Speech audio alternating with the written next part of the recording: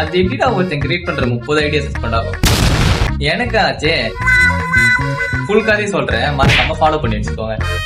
So என்னன்னா, நான் வந்து ஒரு 2 மாசத்துக்கு முன்னாடி கண்டென்ட் கிரியேஷன் ஸ்டார்ட் பண்ணேன். அதாவது பிப்ரவரி சம்திங் எப்படியோ ஸ்டார்ட் பண்ண ஒரு மாசத்துல நல்ல ரீச்னே இல்ல, ஒரு 2000 வியூஸ் அந்த மாதிரி போச்சுன்னு வச்சுக்கோங்க.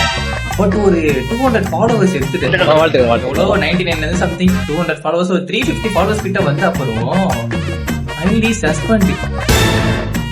சரி என்னடா இப்படி ஆயிடுச்சுன்னு சொல்லிட்டு சரி புதுசா ஒரு ஐடி கிரியேட் பண்ணிட்டு நம்ம மறுபடியும் கண்டென்ட் போஸ்ட் பண்ண ஆரம்பிக்கலாம் நினைச்சு ஐடி கிரியேட் பண்ற 1 2 3 நாள் லைனா கிரியேட் பண்ற எல்லாம் சஸ்பெண்ட்.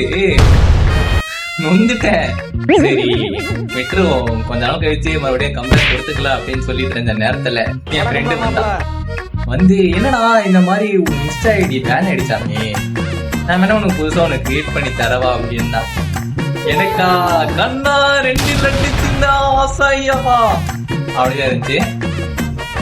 அவ்வளவுதான், ஐடி கிடைச்சிருச்சு, கண்டென்ட் போட போறோம், கம்பேக் கொடுக்க போறோம். தம்பி